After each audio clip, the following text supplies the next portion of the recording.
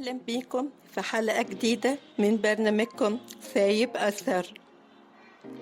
في علاقات كتير بنتمسك بيها لمجرد التعود أو الخوف من الوحدة، بس الحقيقة إن في علامات واضحة بتقول العلاقة دي مش هتكمل ومش صحية ليك. تعالوا نشوف مع بعض أهم 5 إشارات بتقولك إنك لازم تعيد التفكير. 1. غياب الاحترام المتبادل.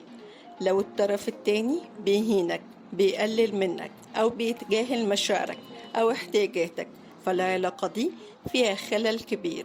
الحب من غير احترام عمره ما هيكمل. 2. كل حاجة ماشية في اتجاه واحد، يعني لو دايما انت اللي بتبادر وبتسأل وبتضحي وبتحاول تحافظ على العلاقة والطرف التاني سايبك لوحدك في الساحة، يبقى العلاقة دي مش شراكة حقيقية. 3.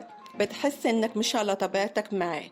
لو كل مرة بتقابله بتحاول تمثل أو تتغير عشانه، أو بتحس إنك لازم تخبي جزء من نفسك عشان يقبلك، فده مؤشر خطير جدا إن العلاقة دي بتستنزفك مش بتطورك. 4. في تجاهل أو تهرب وقت الجد.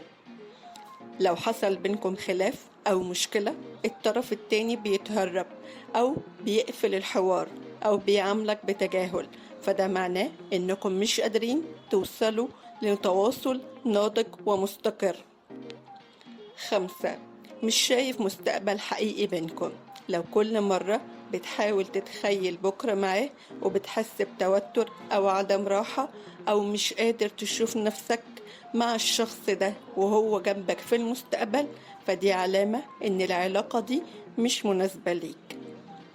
في الآخر، العلاقة الصح لازم تكون راحة، أمان، واحترام متبادل، مش ضغط نفسي ولا صراع يومي. اسأل نفسك، هل أنا مرتاح فعلا في العلاقة دي ولا بقاوم عشان ما أكونش لوحدي؟ سؤال حلقتنا النهاردة: إيه العلامة اللي خلتك تنسحب من علاقة قبل كده؟ شاركونا في الكومنتات أو ابعتولنا رسائل.